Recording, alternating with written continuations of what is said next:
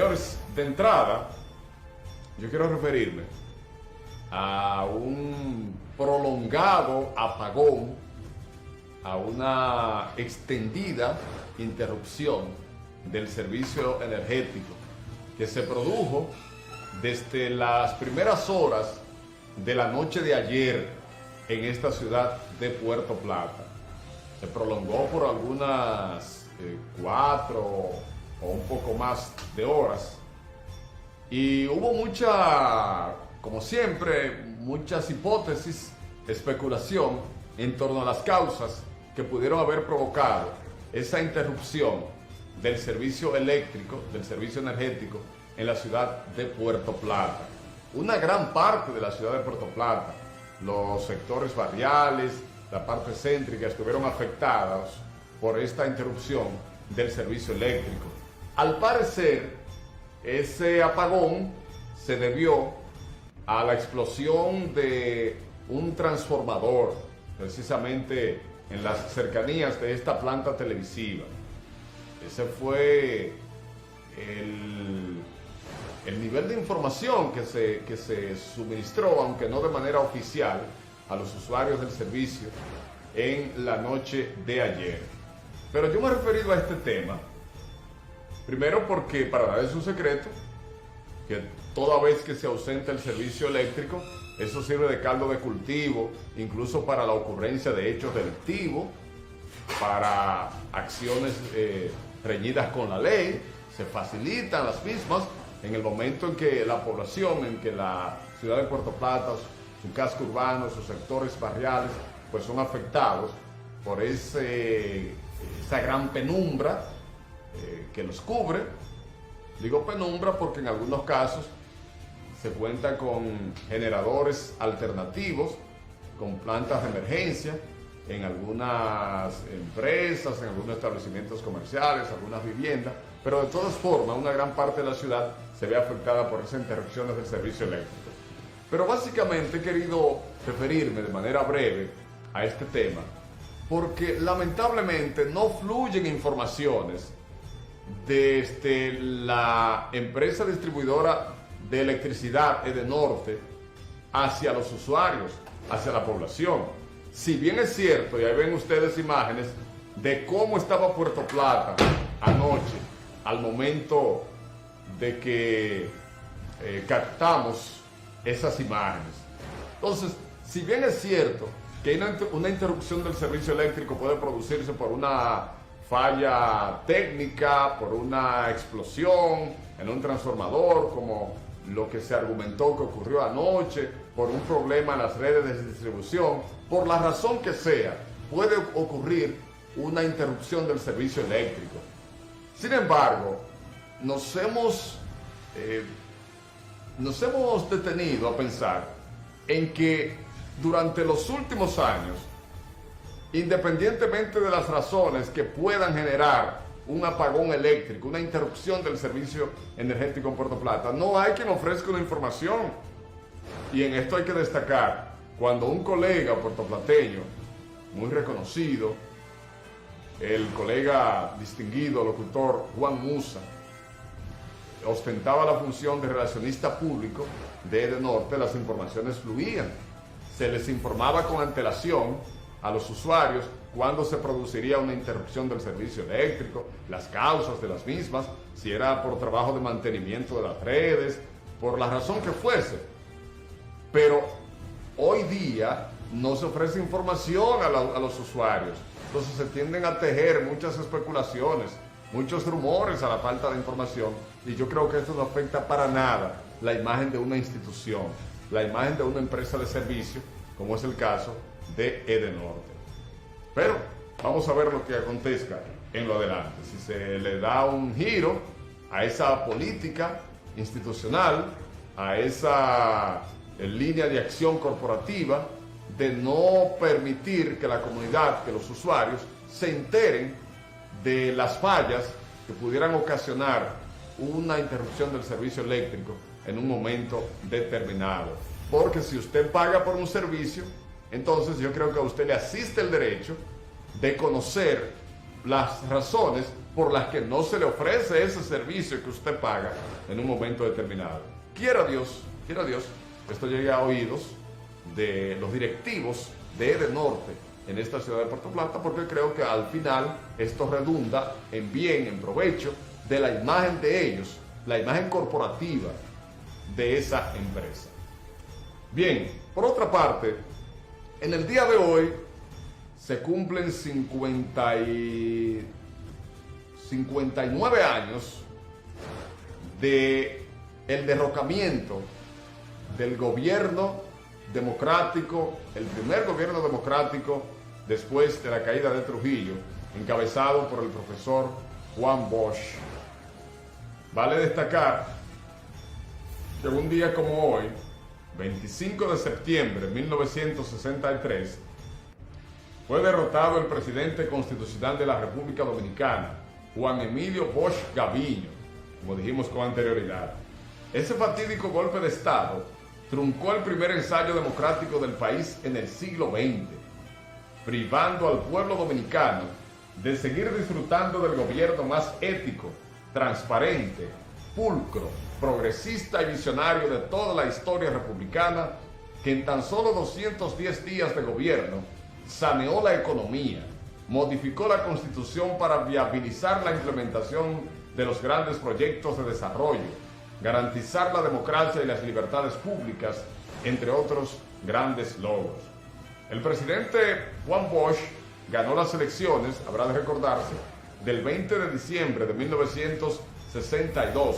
con el 59.53% de los votos válidos emitidos, superando por más de 29 puntos porcentuales a Viriato Alberto Fiallo Rodríguez, quien quedó en segundo lugar con 30.8% o 0.8% de los votos. La juramentación de Bosch y su vicepresidente, segundo Armando González Tamayo, quien por cierto nació en el municipio de Luperón, si no mal recordamos, en la parte oeste de este municipio, se efectuó el 27 de febrero de 1963. Sobre el golpe de Estado, este se produjo por intereses económicos de los grupos de derecha, quienes le temían a la democracia y al gobierno liberal y progresista que había iniciado Juan Bosch. Por esas razones, con la excusa del comunismo, se unieron los que orquestaron el golpe: los empresarios conservadores, un sector de las Fuerzas Armadas, un sector de la Iglesia Católica y obviamente el apoyo del gobierno de los Estados Unidos, encabezado por el presidente John Fitzgerald Kennedy. Terminó de esa forma el gobierno democrático del profesor Juan Emilio Bosch y Gaviño. Vale destacar que entre las causas que se consideran que dieron al traste con ese primer gobierno democrático después de la dictadura trujillista, se incluyen iniciativas como las de asignar unas 100 tareas de tierra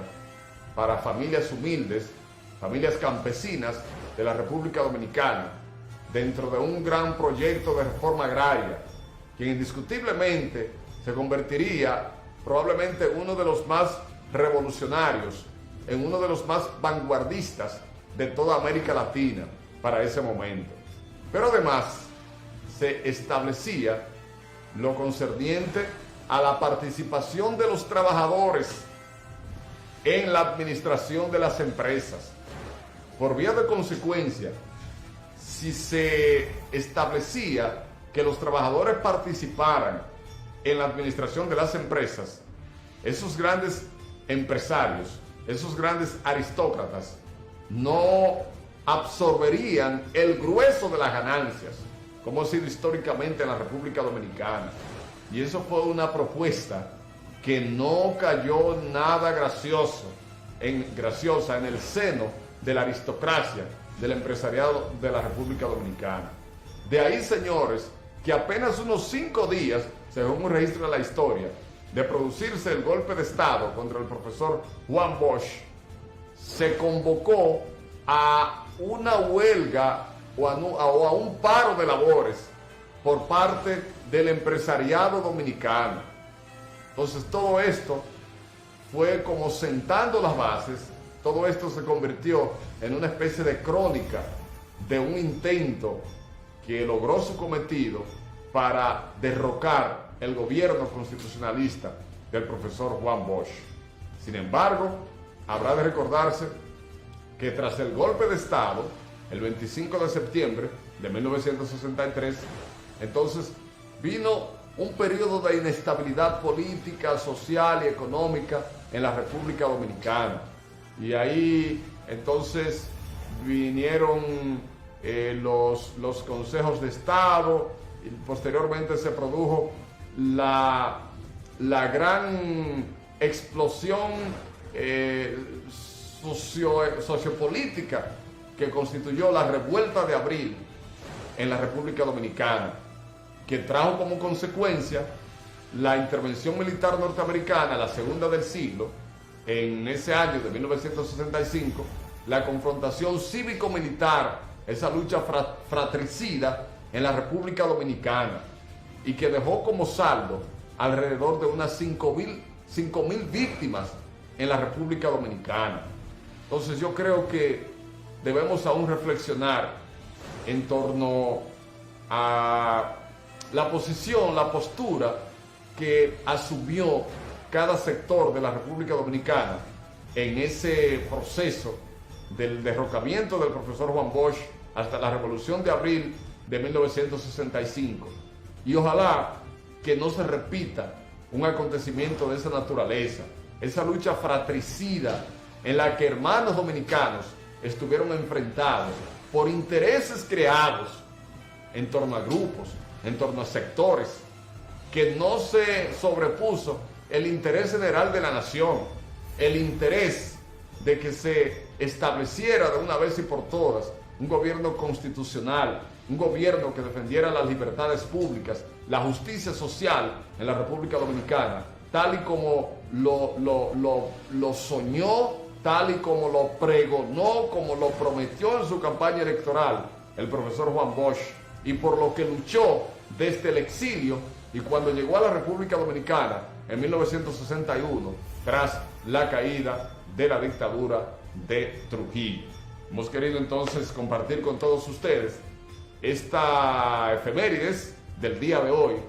referente al 59 aniversario del derrocamiento del profesor Juan Bosch, entre cuyos legados habrá de recordarse también una de las constituciones más democráticas que haya tenido la República Dominicana en toda su historia. En otro orden, señores, lamentablemente se produjo un hecho trágico que dejó como saldo una víctima en la localidad de Cabarete. Un hombre falleció en la playa Encuentro de Cabarete en el día de ayer a consecuencia de asfixia por inmersión, según certificó el médico legista actuante. Se trata de Federico Carlos de Jesús Díaz Medina, de 53 años, y de acuerdo a sus documentos se indica que reside en la ciudad de Santiago de los Caballeros. Díaz Medina se ahogó cuando se bañaba en la playa Encuentro, en Cabarete. Qué lamentable. Habrá de recordarse que algunas de esas playas son peligrosas, son profundas, y quizás vienen personas a tratar de disfrutar de las mismas que no conocen esas características de algunas de esas playas de Cabarete y de Sosúa, y por eso precisamente han sido frecuentes hechos lamentables de ahogamiento por inmersión o de asfixia por inmersión en estas playas, y yo creo que se deben tomar algún tipo de medidas y de precaución en este sentido cuando se trata de penetrar a estas playas, esos importantes recursos naturales que forman parte de la oferta turística de la costa norte y de la República Dominicana. Por otra parte, este lunes, señores, el presidente de la Asociación de Diálisis de Puerto Plata, Orlando Martínez, denunció a los medios de comunicación el cierre de la unidad de diálisis por membranas dañadas en el Hospital Ricardo Limardo de esta ciudad, a pesar de que los pacientes pagan más de 1,5 millones a través de sus seguros médicos.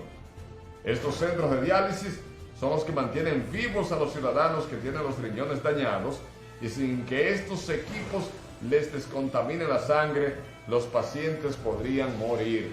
Eso es sumamente lamentable. Pero la dirección, la administración del Hospital Ricardo Limardo debe ofrecer una explicación convincente a la ciudad de Puerto Plata, a los ciudadanos que se presentan a ese centro asistencial a demandar el servicio de salud. Yo pienso que debe haber algún tipo de reacción, de respuesta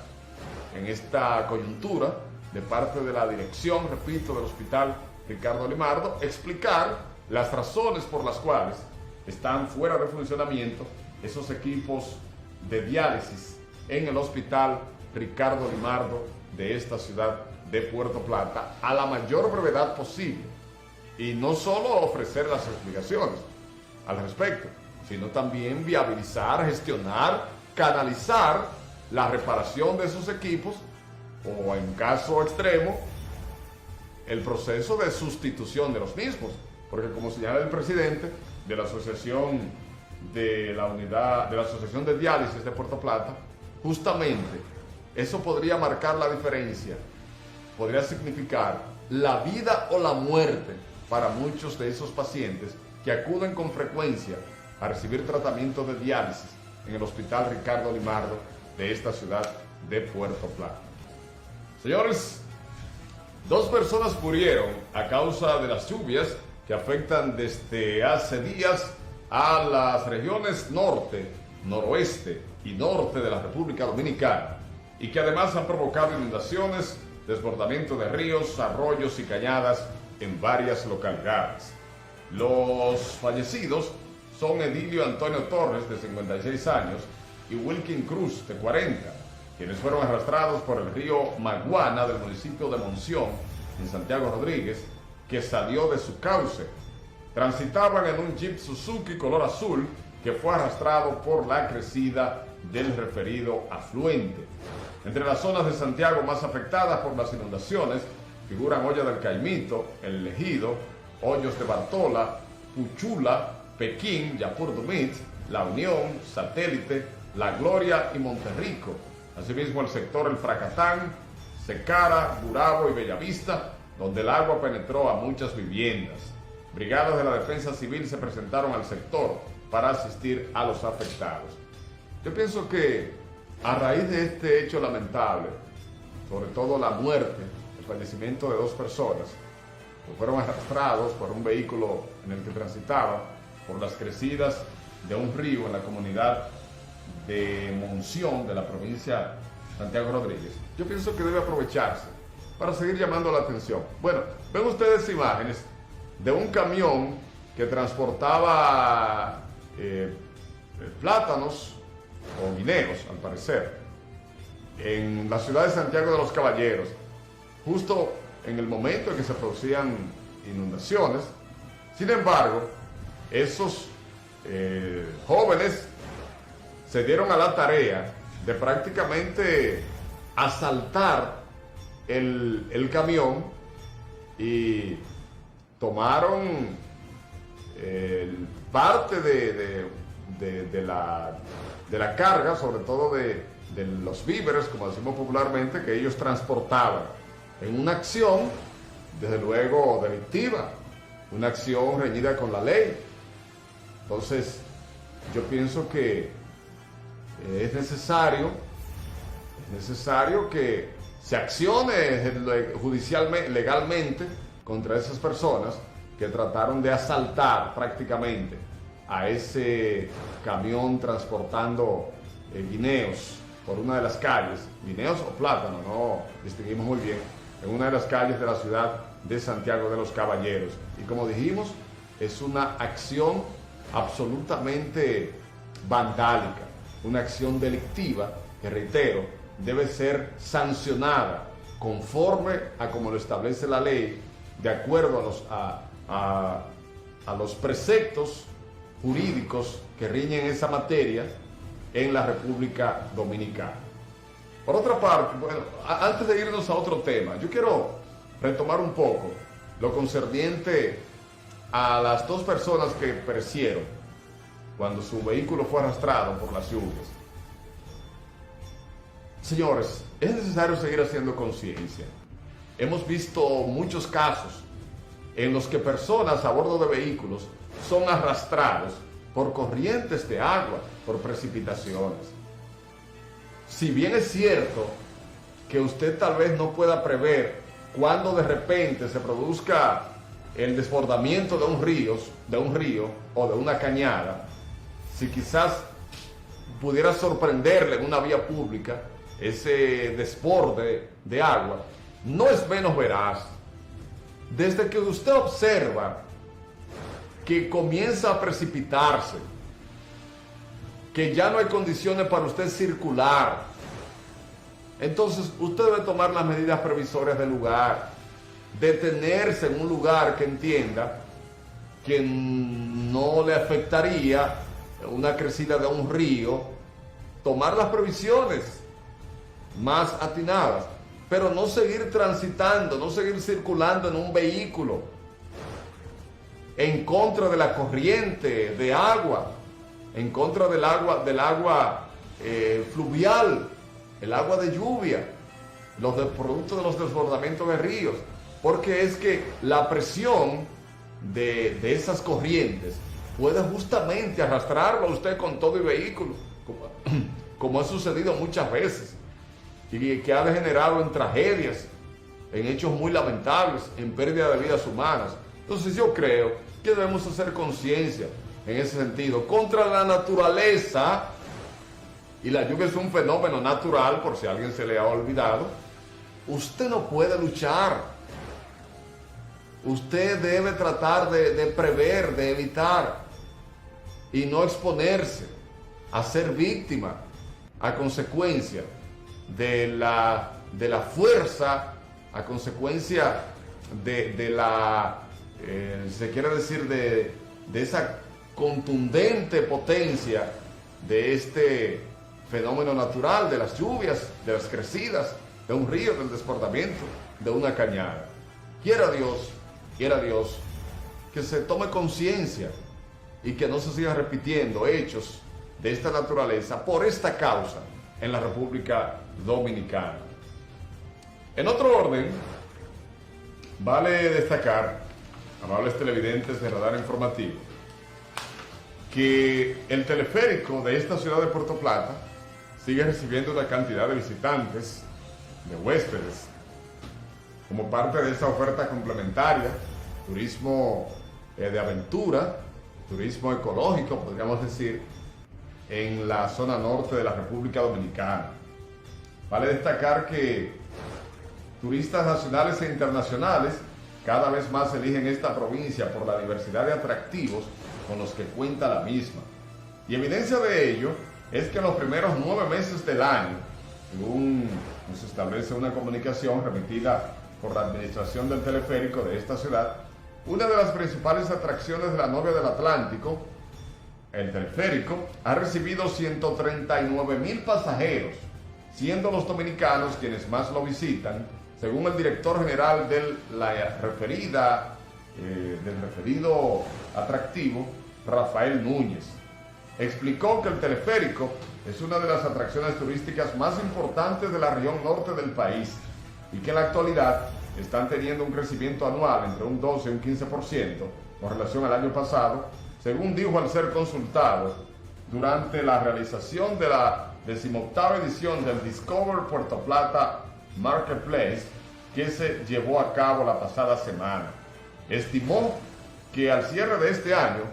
recibirán cerca de 230,000 pasajeros si todo va como hasta ahora. Esa es la proyección que tiene la administración del teleférico en cuanto a la cantidad de visitantes que pudieran recibir en lo que resta de este año. El año pasado recibieron alrededor de 219,000 turistas, es decir,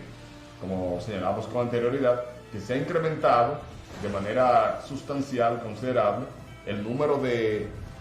visitantes, de turistas, nativos y extranjeros, que optan por disfrutar de todo ese atractivo, todas esas grandes riquezas naturales que ofrece la parte posterior o la parte más elevada de la montaña Isabel de Torres, el pináculo